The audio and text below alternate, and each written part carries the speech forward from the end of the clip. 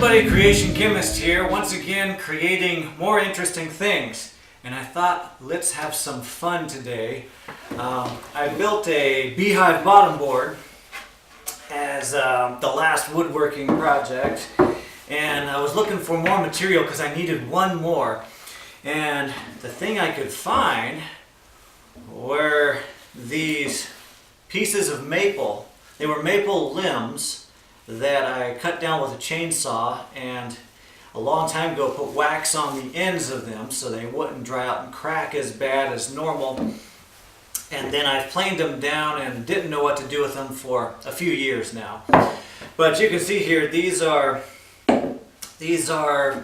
pieces of maple limbs, and I think there's enough here so that I can make these parts, probably using these by the planer and the jointer to jointer making one side perfectly flat and the planer planing down the other side to perfect thickness.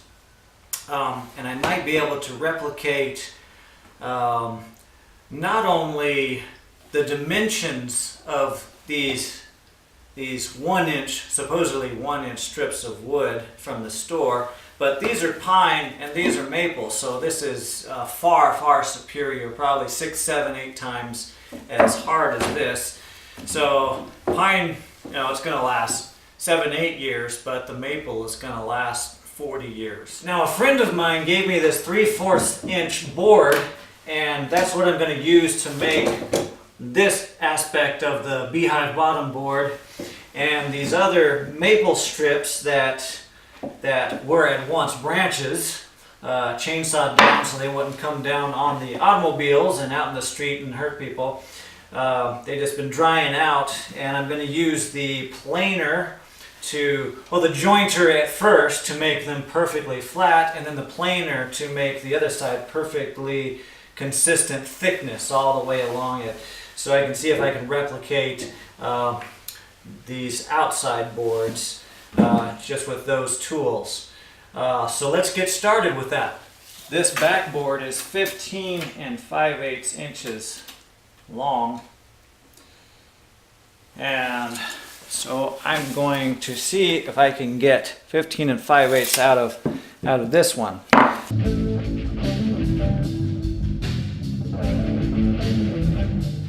All right, because of all the twisting, I had to take off a few passes, and it's good all the way up until here, which is my 15 5/8 inch mark.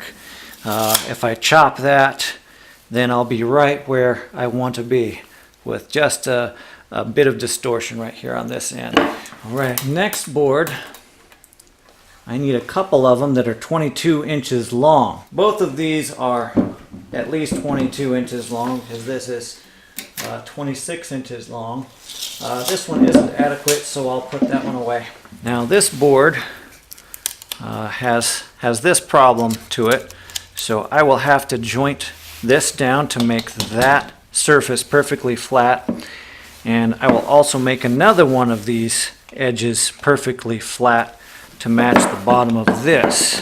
That way I can plane those down together to the perfect thickness.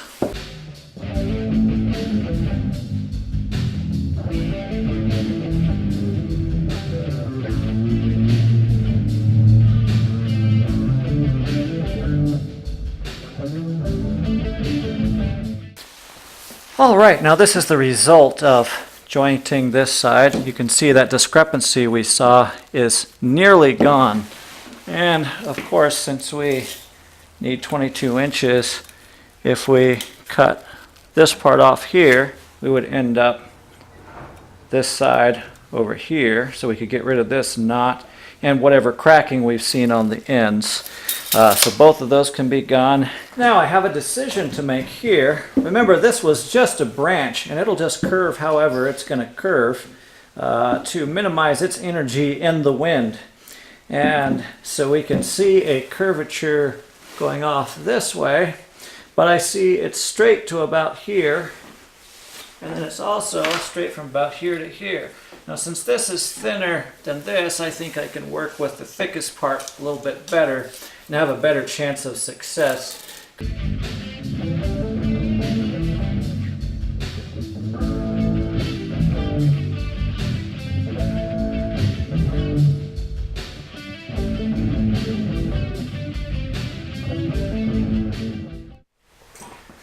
Alright, so now we can really see where the bend in this wood happens, because the planer has made this perfectly flat right up until here. And you can just see that miserable bend in there. And that's just the way it is. I mean, you're used to getting the wood from the store. It's already gone through this process. But when you do this yourself, then you have to understand that there's pieces that you can't use. So I'm going to chop that, and then might be able to use this piece for some other project, but I'll save that project for a rainy day. This is right where the bend is worst, and so I'm going to put a mark right across there. Since this has a bend in it, that makes using a miter saw very dangerous, so I'm going to use this clamp this down. Now I'm flat from here to here because of the jointer bent out here. This wood's going to fall down, but I'm still going to use this for safety so my hand doesn't have to be right here in this region.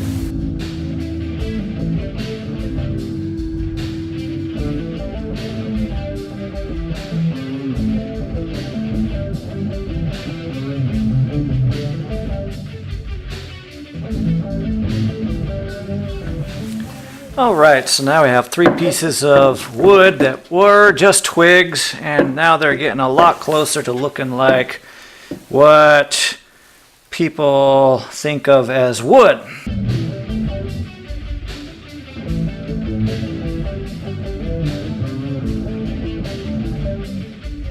We are close now. It's we want to be at 3/4 of an inch, and we're almost there. We're there, and we are almost there.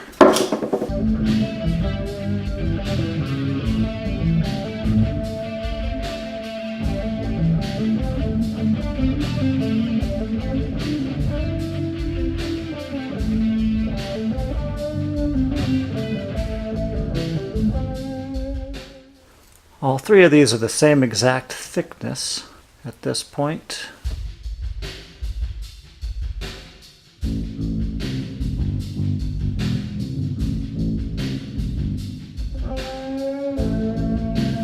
Alright, so now we have this accurate to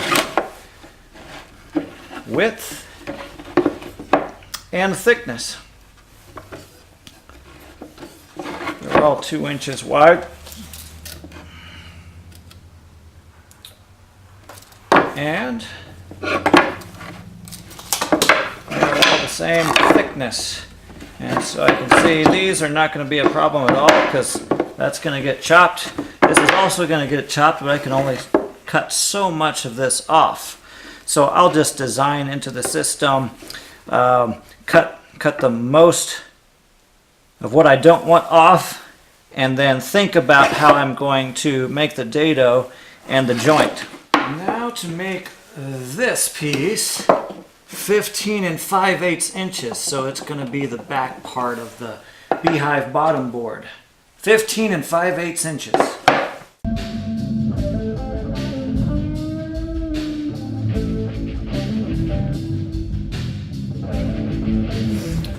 That's done. Now these 2 boards are going to be 22 inches.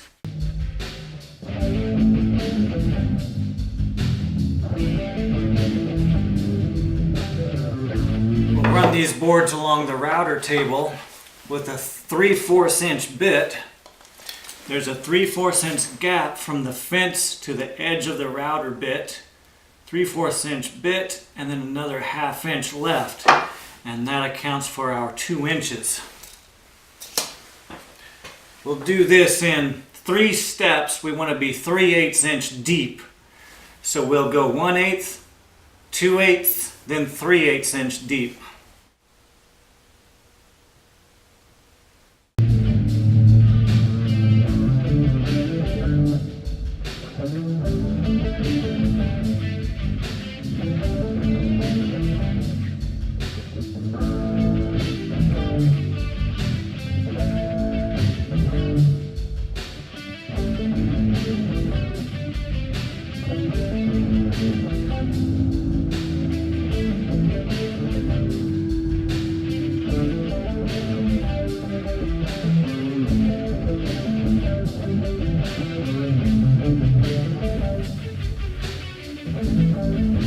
position each board in the right place, and then we'll draw a square as to what we'll be cutting out so we can join the three pieces together. Measure the thickness of the board and then cut out half of that. This ends up being 0.760 inches thick. So we'll cut out half of that, this dimension and this dimension.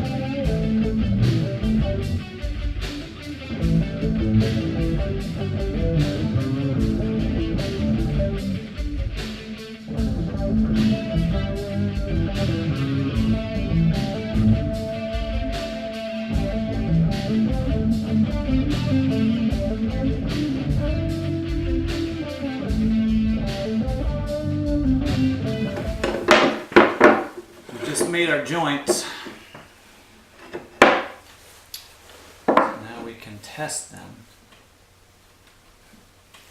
And yeah, they are looking really good. So here is a close-up of this joint and how it works together.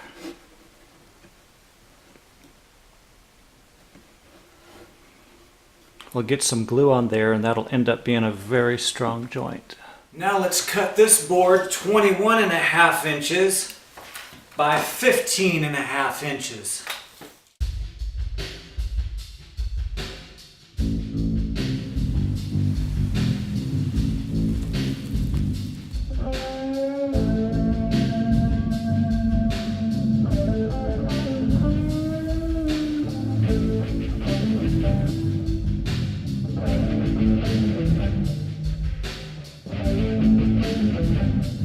Now let's see if this can come together.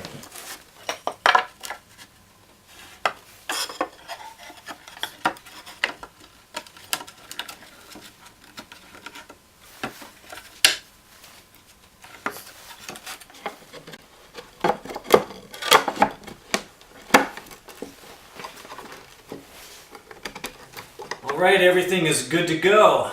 We've got glue ready. Everything is laying out here like I like it to be. Got my clamps ready. And we're off to the races.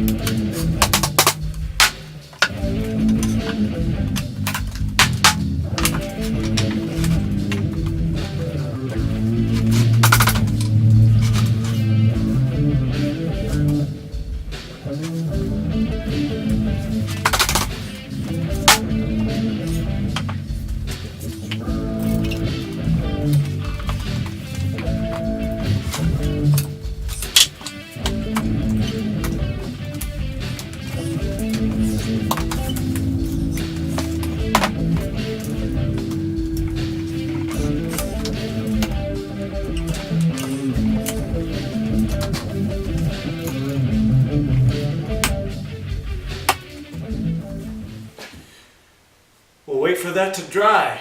Usually takes about 2 to 4 hours, but we'll just leave that overnight.